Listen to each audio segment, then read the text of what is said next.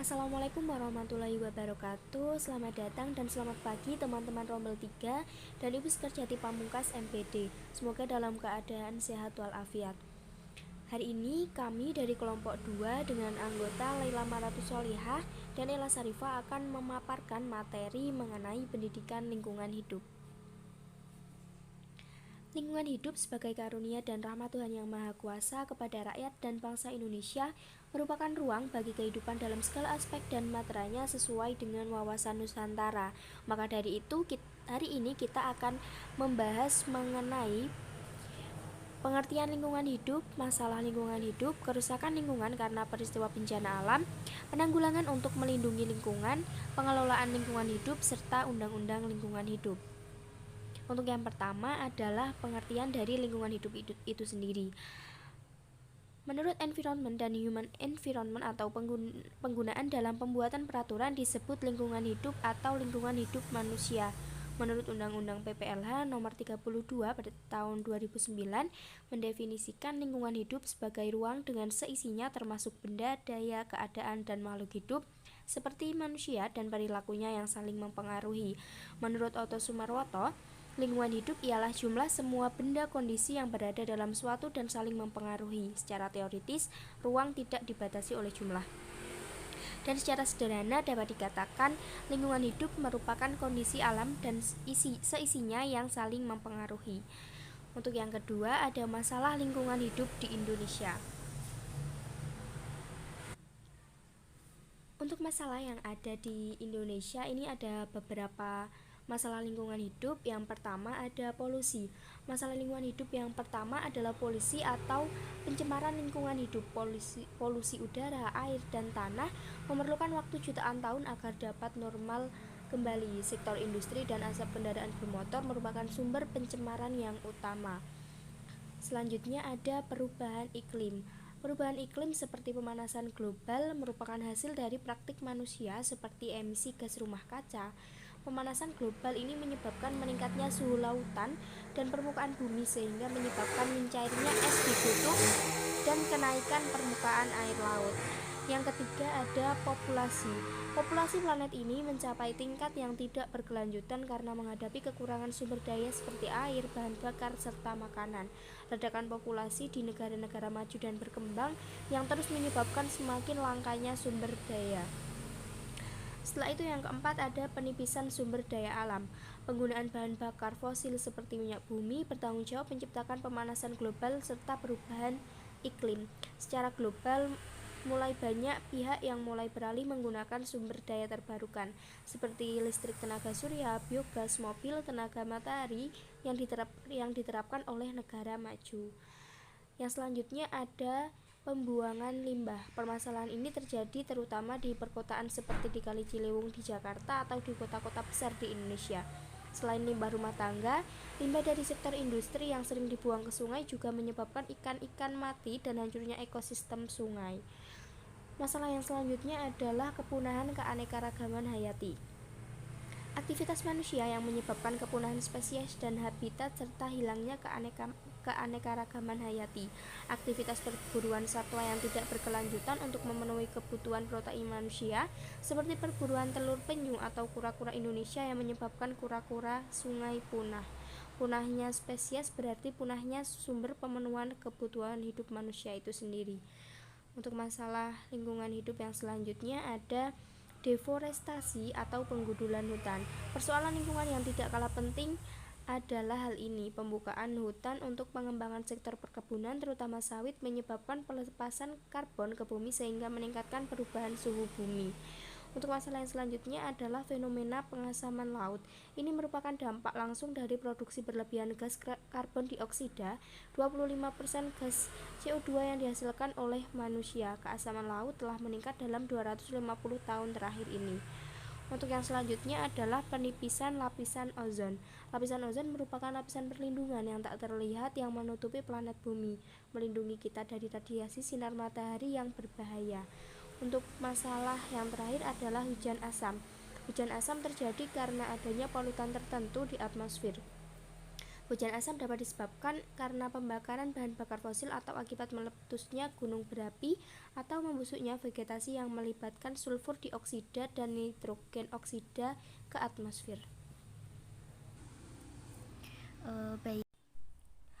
Baik, saya akan melanjutkan presentasi dari Mbak Ella. Yang ketiga ada kerusakan lingkungan karena peristiwa bencana alam.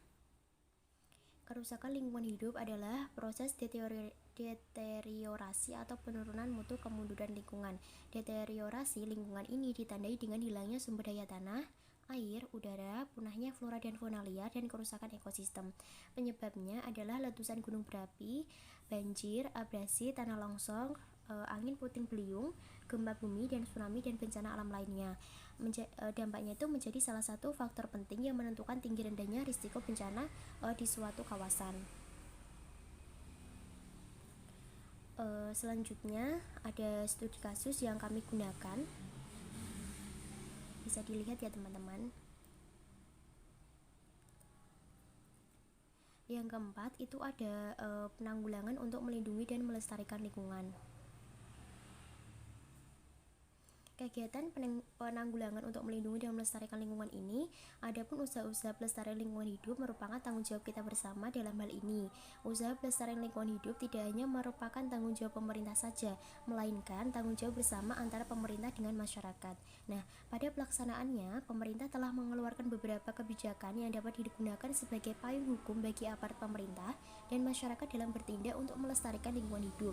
Nah, hidup pada tahun 1991 itu selain itu usaha pelestarian lingkungan hidup itu dapat dilakukan dengan cara-cara berikut. Yang pertama ada melakukan pengolahan tanah sesuai kondisi dan kemampuan lahan serta mengatur sistem irigasi atau drainase sehingga aliran air itu tidak tergenang. Terus yang kedua ada memberikan perlakuan khusus kepada limbah seperti diolah terlebih dahulu sebelum dibuang agar tidak mencemari lingkungan. Nah, yang ketiga itu ada melakukan reboisasi pada lahan-lahan yang kritis, tandus dan gundul serta melakukan sistem tebang pilih atau tebang tanam agar kelestarian hutan, sumber air kawasan pesisir pantai itu dan fauna yang ada di dalamnya itu dapat terjaga. Nah, yang keempat itu ada menciptakan dan menggunakan barang-barang hasil industri yang ramah lingkungan.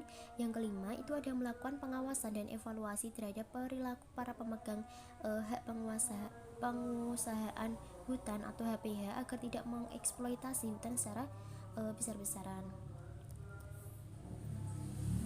Nah, yang kelima ada pengelolaan lingkungan. Undang-Undang 32 tahun 2009 tentang perlindungan dan pengelolaan lingkungan hidup adalah jaminan kepastian hukum memberikan perlindungan terhadap hak setiap orang ya untuk mendapatkan lingkungan hidup yang baik dan sehat sebagai bagian dari perlindungan terhadap keseluruhan ekosistem. Nah, upaya terpadu untuk melestarikan fungsi lingkungan hidup yang meliputi kebijaksanaan penataan, pemanfaatan, pengembangan, pemeliharaan, pemulihan, pengawasan, dan pengendalian lingkungan hidup.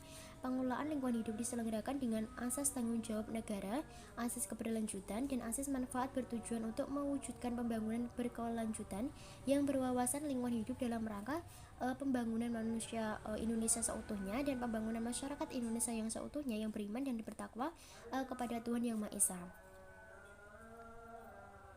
Nah, yang terakhir itu ada Undang-Undang Lingkungan Hidup. Undang-Undang 32 tahun 2009, lingkungan hidup adalah jaminan kepastian hukum memberikan perlindungan terhadap hak setiap orang untuk mendapatkan lingkungan hidup yang baik dan sehat sebagai bagian dari perlindungan terhadap keseluruhan ekosistem. Nah, tujuan dari upaya perlindungan serta pengelolaan lingkungan hidup tercantum itu dalam pasal 33 Undang-Undang Nomor 32 tahun 2009, yakni ada 9. Yang pertama ada melindungi wilayah negara Kesatuan Republik Indonesia dari pencemaran dan atau kerusakan lingkungan hidup. Yang kedua ada menjamin keselamatan, kesehatan, dan kehidupan manusia. Yang ketiga ada menjamin keberlangsungan kehidupan makhluk hidup serta kelestarian ekosistem. Yang keempat ada menjaga kelestarian fungsi lingkungan hidup. Yang kelima ada mencapai keselarasan dan keseimbangan lingkungan hidup. Yang keenam, ada menjamin terpenuhinya keadilan generasi masa kini serta masa depan. Yang ketujuh, ada menjamin pemenuhan serta perlindungan hak atas lingkungan hidup sebagai bagian dari hak asasi manusia. Yang kedelapan, ada mengendalikan pemanfaatan sumber daya alam secara bijaksana. Yang kesembilan, itu ada mewujudkan pembangunan berkelanjutan. Nah, pasal 1 ayat 2 Undang-Undang Nomor 32 Tahun 2009 itu perlindungan dan pengelolaan lingkungan hidup adalah upaya sistematis dan terpadu yang dilakukan untuk melestarikan fungsi lingkungan hidup dan mencegah terjadinya pencemaran dan atau kerusakan lingkungan hidup yang meliputi perencanaan, pemanfaatan, pengendalian, pemeliharaan, pengawasan, dan penegakan hukum. Sekian presentasi dari kelompok kami. Apabila ada kesalahan dalam penyampaian materi, kami mohon maaf. Wassalamualaikum warahmatullahi wabarakatuh. Terima kasih semuanya.